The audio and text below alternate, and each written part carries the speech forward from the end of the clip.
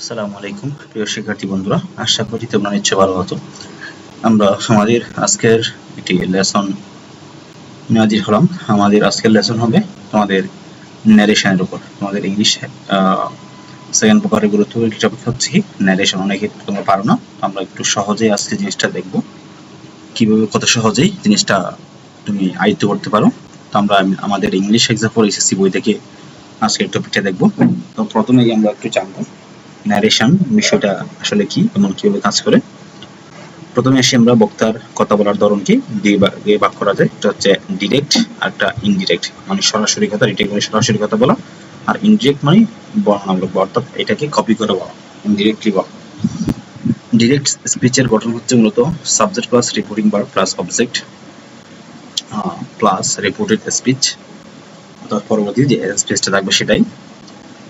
এরপরে indirect speech হচ্ছে subject plus reporting verb change হবে এটা, প্লাস অবজেক্ট প্লাস কানেক্টর, একটা কানেক্টর ইউজ হবে, প্লাস রিপোর্টেড স্পিচ যেটা চেঞ্জ হবে। তো প্রথম আমরা দেখতে পাচ্ছি এখানে ডিরেক্ট স্পিচে সাবজেক্ট ভার্ব অবজেক্ট থাকবে, যেমন হি সেইড দ্যাট, সেটা একটা রিপোর্টেড স্পিচের অংশ। এরপরে দ্যাট এর পরে একটা স্পিচ থাকবে, রিপোর্টেড স্পিচ, এটা হচ্ছে রিপোর্টিং ভার্বের অংশ আর একটা রিপোর্টেড স্পিচের। এটাকে আমরা যখন ইনডিরেক্টটা নিব সেক্ষেত্রে সাবজেক্ট বসবে আমাদের রিপোর্টিং ভার্ব চেঞ্জ হয়ে বসবে, তারপর অবজেক্ট, তারপর হচ্ছে কানেক্টর, দ্যাট বসে, অনেক সময় ট্রু বসে, অনেক সময় ই বা ডাব্লিউএস ওয়ার্ড বসে, যে এক একটা সময় এক একটা বসবে। এরপরে রিপোর্টেড স্পিচটা এটা টেন্স অনুযায়ী চেঞ্জ হবে, সেন্টেন্স অনুযায়ী এবং টেন্স অনুযায়ী চেঞ্জ হবে। তারপরে এসে আমরা নিচে ন্যারেশনের পরিবর্তন নিয়মগুলো আলোচনা করা হলো। প্রথমে হচ্ছে রিপোর্টিং ভার্ব এবং কনজাংশনের পরিবর্তন। ন্যারেশন পরিবর্তনের প্রথম ধাপ হলো সেন্টেন্স অনুযায়ী রিপোর্টিং ভার্ব পরিবর্তন করা এবং ইনভার্টেড কমা তুলে দিয়ে সঠিক কনজাংশন বসানো। তাহলে ফার্স্ট অফ অল কাজ হচ্ছে আমাদের কি, আগে দেখতে হবে আমাদের সেন্টেন্সটা কোন সেন্টেন্স এবং সেই সেন্টেন্স অনুযায়ী রিপোর্টিং ভার্ব পরিবর্তন করতে হবে। এরপর আমার ইনভার্টেড কমা দিয়ে তুলে দিয়ে সঠিক কনজাংশন বসানো। তারপর আসি আমরা অ্যাসার্টিভ সেন্টেন্স। রিপোর্টিং যদি অ্যাসার্টিভ সেন্টেন্স হয়, রিপোর্টিং ভার্ব হিসেবে সেই বা সেইড বা ঠেয়ার বা টোল্ড বসে, ইনভার্টেড কমা উঠে গিয়ে দ্যাট বসে। এর বসে ইন্টারোগেটিভ সেন্টেন্সে রিপোর্টিং ভার্ব পরিবর্তিত হয়ে আস্ক বা ইনকোয়ার অফ, তারপর হচ্ছে প্রশ্নটি অক্সিলারি ভার্ব দিয়ে শুরু হলে ইফ বা ওয়েদার, তারপর হচ্ছে ডাব্লিউএস ওয়ার্ড থাকলে সেটি অপরিবর্তিত, অর্থাৎ ডাব্লিউএস ওয়ার্ডটাই বসে যাবে। তাহলে রিপোর্টিং ভার্ব পরিবর্তিত কি বসবে, আস্ক, সাধারণত আস্ক কি বসে, এখানে কেয়ার অফ দিতে পারো না দিতে পারো সমস্যা, আস্ক দিয়ে হয়ে যাবে। তার প্রশ্নটি অক্সিলারি ভার্ব দিয়ে যদি শুরু হয়, am is are was were ইত্যাদি এগুলো দিয়ে শুরু হলে ইফ বা ওয়েদার বসবে। আর অন্যথায় যদি ডাব্লিউএস ওয়ার্ডে শুরু হয়, যেমন হোয়াট, হোয়াই, হাউ ইত্যাদি এইসব দিয়ে যদি শুরু হয়, সেক্ষেত্রে আমরা ওই ওয়ার্ডটা বসাই দিব। এরপরে যদি ইম্পারেটিভ সেন্টেন্স হয়, ভার্ব অনুযায়ী রিকোয়েস্ট, অর্ডার, অ্যাডভাইস বা ফরবিড বসে, ইম্পারেটিভ কমা তুলে দিয়ে মূল ভার্বের আগে একটা টু বসবে, নেগেটিভ পরে নট টু বসবে। এরপরে এসে আমরা অবজেক্টিভ সেন্টেন্সে সেক্ষেত্রে উইশ বা প্রে বসে এবং লিঙ্ক ওয়ার্ড হিসেবে দ্যাট ব্যবহৃত হয়, অর্থাৎ হি সেইড দ্যাট, এরকম এক্ষেত্রে আমরা দ্যাট ইউজ করতে পারি বা উইশ দ্যাট, জাস্ট যেটা হয় আর কি, ইনভার্টেড কমা দিয়ে আমরা দ্যাট বসাবো। এরপরে এসে আমরা এক্সক্লামেটরি সেন্টেন্সে দুঃখ বোঝালে এক্সক্লেইম উইথ সরো এবং আনন্দ বোঝালে এক্সক্লেইম উইথ জয়, এখানেও লিঙ্ক হিসেবে আমরা দ্যাট বসাতে পারি। এরপরে এসে আমরা পার্সনের পরিবর্তন আমরা জাস্ট সাধারণত সান দিয়ে মনে রাখতে পারি, যেমন ইনভার্টেড কমার ভেতরের রিপোর্টেড স্পিচ পার্সন অনুযায়ী একটি সহজ সূত্র হলো সন মানে এস মানে সাবজেক্ট, ও মানে অবজেক্ট, এন মানে হচ্ছে নো, অর্থাৎ সাবজেক্ট, এস মানে হচ্ছে সাবজেক্ট, অর্থাৎ ফার্স্ট পারসন আই এবং উই পরিবর্তিত হয় মূলত রিপোর্টিং ভার্বের সাবজেক্ট অনুযায়ী, অর্থাৎ সাবজেক্টটা কি হবে, পরিবর্তিত হবে, সাবজেক্ট যেটা হবে সেই অনুযায়ী আমাদের পরিবর্তন হবে। তাহলে ফার্স্ট পারসন থাকলে কি অনুযায়ী পরিবর্তন হবে, সাবজেক্ট অনুযায়ী। তাহলে এখানে এস মানে সাবজেক্ট আর অবজেক্ট মানে ও দিয়ে অবজেক্ট, অর্থাৎ সেকেন্ড পারসন ইউ থাকলে পরিবর্তন হয় রিপোর্টিং ভার্বের অবজেক্ট অনুযায়ী, রিপোর্টিং ভার্বের কি অনুযায়ী, অবজেক্ট অনুযায়ী। তাহলে যদি আই উই অর্থাৎ ফার্স্ট পারসন থাকলে রিপোর্টিং ভার্বের সাবজেক্ট, আর যদি অবজেক্ট হয় এই সেকেন্ড পারসন হয় সেক্ষেত্রে রিপোর্টিং ভার্বের অবজেক্ট অনুযায়ী। আর যদি থার্ড পারসন হয়, যেমন হি, শি, দে, ইট, রহিম, করিম, রহিমা, করিমা ইত্যাদি হলে এর কোনো পরিবর্তন হবে না, অর্থাৎ যে সাবজেক্ট আছে ওইটাই বসে যাবে ওখানে। এরপর এসে আমরা টেন্সের পরিবর্তন নিয়ম করি। যদি রিপোর্টিং ভার্বটি ফার্স্ট টেন্সে থাকে তবে রিপোর্টেড স্পিচ এর টেন্স নিচের পরিবর্তন অনুযায়ী হবে, যেমন প্রেজেন্ট ইনডিফিনিট পরিবর্তে ফার্স্ট ইনডিফিনিট হবে, আর প্রেজেন্ট কন্টিনিউয়াস হয়ে পাস্ট কন্টিনিউয়াস হবে, আর প্রেজেন্ট পারফেক্ট পরিবর্তিত হয়ে পাস্ট পারফেক্ট হবে। এরপরে পাস্ট ইনডিফিনিট পরিণত হয়ে পাস্ট পারফেক্ট হবে। তারপর হচ্ছে পাস্ট কন্টিনিউয়াস পরিণত হয়ে পাস্ট পারফেক্ট কন্টিনিউয়াস হবে। তাহলে এখানে যে দেখতে পাচ্ছি আমরা টেন্সের পরিবর্তনগুলো কিভাবে হয়। তো প্রেজেন্ট ইনডিফিনিট থাকলে পাস্ট ইনডিফিনিট, প্রেজেন্ট কন্টিনিউয়াস থাকলে পাস্ট কন্টিনিউয়াস, প্রেজেন্ট পারফেক্ট থাকলে পাস্ট পারফেক্ট, পাস্ট ইনডিফিনিট থাকলে পাস্ট পারফেক্ট, পাস্ট কন্টিনিউয়াস থাকলে পাস্ট পারফেক্ট কন্টিনিউয়াস। এরপর আসি আমরা শ্যাল উইল থাকলে শুড উড হয় এবং ক্যান মে থাকলে কুড মাইট হয়। বিশেষ দ্রষ্টব্য এখানে একটু মনে রাখবে, চিরন্তন সত্য বা অভ্যাসগত কাজ বোঝালে সেক্ষেত্রে টেন্সের কোনো কি হয় না, পরিবর্তন হয় না। কোনো ইউনিভার্সাল ট্রুথ বোঝালে বা হ্যাবিচুয়াল ফ্যাক্ট বোঝালে সেক্ষেত্রে কি হবে না, টেন্সের কোনো পরিবর্তন হবে না, অর্থাৎ যেভাবে আছে সেভাবেই বসবে। এরপরে আমরা স্পেশাল কিছু শব্দের পরিবর্তন, অর্থাৎ ডিরেক্টে যেটা থাকবে সে ইনডিরেক্ট এসে সেটা পরিবর্তন হয় কি হয়। যেমন দিস থাকলে এটা ইনডিরেক্টে দ্যাট হবে, দিস থাকলে দোজ হবে, হেয়ার থাকলে দেয়ার হবে, তারপর হচ্ছে নাও থাকলে দেন হবে, অ্যাগো থাকলে বিফোর হবে, তারপর হচ্ছে টুডে থাকলে পরবর্তীতে ইনডিরেক্টে দ্যাট ডে, টুমোরো থাকলে হয়ে যাবে এটা দ্য নেক্সট ডে, ইয়েস্টারডে থাকলে সেটা হয়ে যাবে দ্য প্রিভিয়াস ডে। এটা নেক্সট মান্থ হতে পারে, তারপর হচ্ছে নেক্সট উইক হতে পারে। এটা এই টুডের ক্ষেত্রে যেমন প্রয়োজন, টুমোরোর ক্ষেত্রে বা ইয়েস্টারডের ক্ষেত্রে সেক্ষেত্রে ডে, উইক, মান্থ, ইয়ার যে কোনো একটা হতে পারে। সেক্ষেত্রে ডেট ডে বা নেক্সট ডে, তারপর প্রিভিয়াস ডে এভাবেই আমরা ইউজ করব। যেমন এখানে যদি ইয়া থাকতো, মান্থ থাকতো, সেক্ষেত্রে আমরা দ্য নেক্সট মান্থ বলতে পারতাম। অর্থাৎ যে কনটেক্সট আসবে সেই কনটেক্সট অনুযায়ী আমরা কি করব, পরিবর্তন করব। এরপরে এসে আমরা প্যাসেজ নারেশনের বিশেষ কৌশল, যেমন বক্তা ও শ্রোতাকে প্রথমে চিহ্নিত করতে হবে, অর্থাৎ এখানে বক্তাকে শ্রোতাকে প্যাসেজের মধ্যে সেটাকে আইডেন্টিফাই করতে হবে। তারপর যদি উল্লেখ না থাকে তবে দ্য স্পিকার এবং দ্য পারসন স্পোকেন টু ব্যবহার করা যায়। অর্থাৎ আমরা ধরে নিব যে কি দ্য স্পিকার হিসেবে এবং দ্য পারসন স্পোকেন টু, অর্থাৎ যেটা বলতেছে সেটা আমরা ধরে নিব। একই ব্যক্তি পরপর একাধিক কথা বললে দ্বিতীয়বার থেকে also said that, again said that বা ফার্দার অ্যাডেড দ্যাট ইত্যাদি আমরা ব্যবহার করতে পারি। এরপর প্রশ্নের ক্ষেত্রে অলসো আস্কড বা অ্যাগেইন আস্কড ব্যবহার করতে পারি। তারপর ইয়েস থাকলে রিপ্লাইড ইন দ্য অ্যাফার্মেটিভ এবং নো থাকলে রিপ্লাইড ইন দ্য নেগেটিভ লিখতে হয়।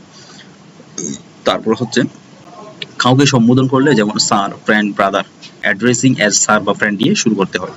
কাউকে আমি যদি অ্যাড্রেস করতে যাই, একটু সম্বোধন করতে যাই, সেক্ষেত্রে আমরা addressing as a sir, friend, brother যেটা হয় সেটা আমরা দিয়ে স্টার্ট করব।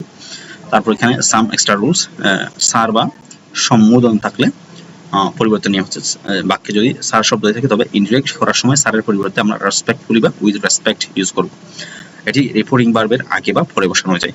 যেমন আমরা উদাহরণ হিসেবে ইয়েস স্যার, শি সেইড, আমরা ইনডিরেক্ট বলবো she replied respectfully in the affirmative. তাহলে এখানে ইয়েস এর পরিবর্তে আমরা অ্যাফার্মেটিভ বসালাম আর স্যারের জন্য রেসপেক্টফুলি বসালাম। এরপর আমরা বাই আল্লাহ বা বাই গড শপথ সূচক শব্দ থাকে যদি বক্তা শপথ করে কিছু বলে, যেমন by Allah, by law, by Jove, by my love. তবে ইনডিরেক্ট করার সময় swearing by Allah, swearing by my life ইত্যাদি বাক্য দিয়ে শুরু করতে হবে। যেমন by Allah I will not leave you, he said, তাহলে এটা হবে ইনডিরেক্টে swearing by Allah he said that he would not leave me. এরপর আসি আমরা thank you, good bye, congratulation থাকলে এই শব্দগুলো থাকলে রিপোর্টিং ভার্বে সরাসরি ওই শব্দগুলোতেই রূপান্তরিত করতে হয়। যেমন thank you subject plus thanked plus sub object, তারপরে গুড বাই থাকলে subject plus bade plus object plus good bye. তারপর হচ্ছে গুড মর্নিং বা নাইট থাকলে subject plus wished plus object plus good night বা গুড মর্নিং। এরপর হচ্ছে congratulation থাকলে সেক্ষেত্রে subject plus congratulated plus object. তাহলে এই শব্দগুলো যদি রিপোর্টিং ভার্বে থাকলে রিপোর্টিং ভার্বকে সরাসরি ওই শব্দগুলোতে কি হতে হবে, রূপান্তরিত করতে হবে। রিপোর্টিং ভার্ব আমরা সেইড ডেট না দিয়ে এখানে থ্যাঙ্কড, তারপর যেখানে বেইট, তারপর যেখানে উইশড, গুড মর্নিং বা গুড নাইট, তারপর কংগ্রেচুলেটেড এটাই আমরা স্টার্ট করব। এরপর আসে আমরা মাস্ট এর বিভিন্ন রূপ। সাধারণত মাস্ট থাকলে তা পরিবর্তিত হয়ে হ্যাড টু হয়, কিন্তু মাস্ট দ্বারা কোনো চিরকালীন বাধ্যবাধকতা বা ভবিষ্যৎ কাজ বোঝালে এর ভিন্নতা দেখা যায়। যেমন আমরা দেখি একটু সাধারণ বাধ্যবাধকতা had to, he said he must, I must go, he said that he had to go. চিরকালীন সত্য বা নৈতিক বাধ্যবাধকতা বোঝালে মাস্ট অপরিবর্তিত থাকে। যেমন he said we must obey our parents, তাহলে he said that we must obey our parents, তাহলে এটা কি হবে, পরিবর্তিত থাকবে, মাস্টের পরিবর্তে হ্যাভ টু বসবে না। এরপর এসে আমরা রিপোর্ট স্পিচে প্লিজ থাকলে বাক্যে প্লিজ থাকলে রিকোয়েস্ট ব্যবহার করার পাশাপাশি অতিরিক্ত বিনয় বোঝাতে কাইন্ডলি ব্যবহার করতে পারি আমরা, তবে ইনডিরেক্ট করার সময় প্লিজ শব্দ ঢুকে যাবে। এরপর এসে আমরা বিষয়সূচক বাক্যে হোয়াট বা হাউ এর ব্যবহার। এক্সক্লামেটরি সেন্টেন্সে হোয়াট বা হাউ থাকলে ইনডিরেক্ট করার সময় এগুলোর পরিবর্তে নাউনের আগে গ্রেট এবং অ্যাডজেক্টিভের আগে ভেরি বসে। তাহলে নাউনের আগে গ্রেট এবং অ্যাডজেক্টিভের আগে very, যেমন আমরা একটু দেখি, he said what a fool I am, what a fool I am। তাহলে ইনডিরেক্টে he exclaimed with sorrow, তাহলে যেহেতু দুঃখ বোঝাচ্ছে সেটা আমরা exclaimed with sorrow that he was a great fool, he was a great fool। তাহলে কিসের আগে বসালাম আমরা, as it সরি নাউনের আগে ফুল এটা নাউনের আগে বসালাম গ্রেট বসালাম। কি থাকলে যদি হোয়াট বা হাউ থাকে, হোয়াট আছে তাহলে এই জন্য আমরা কি বসালাম ফুলের আগে গ্রেট বসালাম। এরপর আমরা ডিরেক্ট স্পিচে থ্যাংক ইউ এর সাথে অতিরিক্ত অংশ থাকলে, যদি বাক্যে থ্যাংক ইউ মাই ফ্রেন্ড থাকে তবে শুরুতে সম্বোধন দিয়ে শেষ করে নিতে হয়। যেমন addressing him as friend he thanked him, তাহলে addressing him as friend he thanked him. Let us বনাম লেট হিম বা দেন। লেট আস মানে প্রস্তাব বুঝাবে, রিপোর্টিং ভার্ব প্রবর্তিত হয়ে প্রপোজড বা সাজেস্টেড হয় এবং ইনভার্টেড কমা উঠে গিয়ে দ্যাট বসে। এরপর সাবজেক্টের পরে শুড বসে। লেট হিম বা দেন থাকলে অনুমতি বুঝে সাধারণত। রিপোর্টিং ভার্ব প্রবর্তিত হয়ে টোল্ড বা সেইড বসে এবং দ্যাটের পর সাবজেক্টের সাথে মাইট বি অ্যালাউড টু হয়। এরপর আমরা রিপোর্টের স্পিচে কোনো নাম ধরে ডাকলে, যদি রিপোর্টের স্পিচের ভেতরে কাউকে নাম ধরে ডাকা হয় যদি অর্থাৎ বুকেরই কেস হয় তবে ওই নামটি রিপোর্টিং ভার্বের অবজেক্ট হিসেবে চলে আসে। যেমন the teacher said Kamal stand up, তাহলে the teacher said stand up Kamal stand up. Indirect হবে কি দ্য টিচার টোল্ড কামাল, কাকে বলছে না কামালকে, এটা কি চলে আসছে রিপোর্টিং ভার্বের অবজেক্ট হিসেবে চলে আসছে টু স্ট্যান্ড আপ। তাহলে এই ছিল আমাদের মোটামুটি বেসিক রুলসগুলো।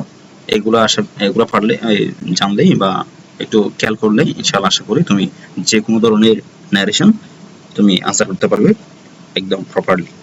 তাও আমরা এখানে একটা প্যাসেজ দেখবো এক্সারসাইজ হিসেবে আমি দিয়েছি, এখানে অর্থ জানার প্রয়োজন নেই তাই অনুবাদ দিইনি, অর্থাৎ এখানে অর্থ জানতে হবে না। যেমন এখানে প্যাসেজটা দেখতে where are you going, said the merchant, I was coming to see you, what do you want, to earn my bread by the labor of my hands. Do you really want work? Said the merchant. Yes. If you have any, then follow me and carry a box from a shop to my house. I don't see how I can do that, said the youth. তাহলে এটাই হচ্ছে passage, এই প্যাসেজের উত্তরটা এখানে দিয়েছি। যদি তোমরা প্যাসেজটা ভেঙে করতে চাও বা ক্লাসটা চাও সেক্ষেত্রে আমাকে কমেন্টে জানাতে পারো, আমি ইনশাল্লাহ পরবর্তীতে তোমাদের এই প্র্যাকটিসের সেকশনগুলো দিতে থাকবো। প্যাসেজগুলো আমি প্র্যাকটিস আকারে সুন্দরভাবে বুঝিয়ে দিব ইনশাল্লাহ। যদি চাও তোমরা একটু কমেন্টে জানাবে। সেই পর্যন্ত ভালো থাকো, সুস্থ থাকো, ধন্যবাদ সবাইকে। আসসালামু আলাইকুম ওয়া রাহমাতুল্লাহ।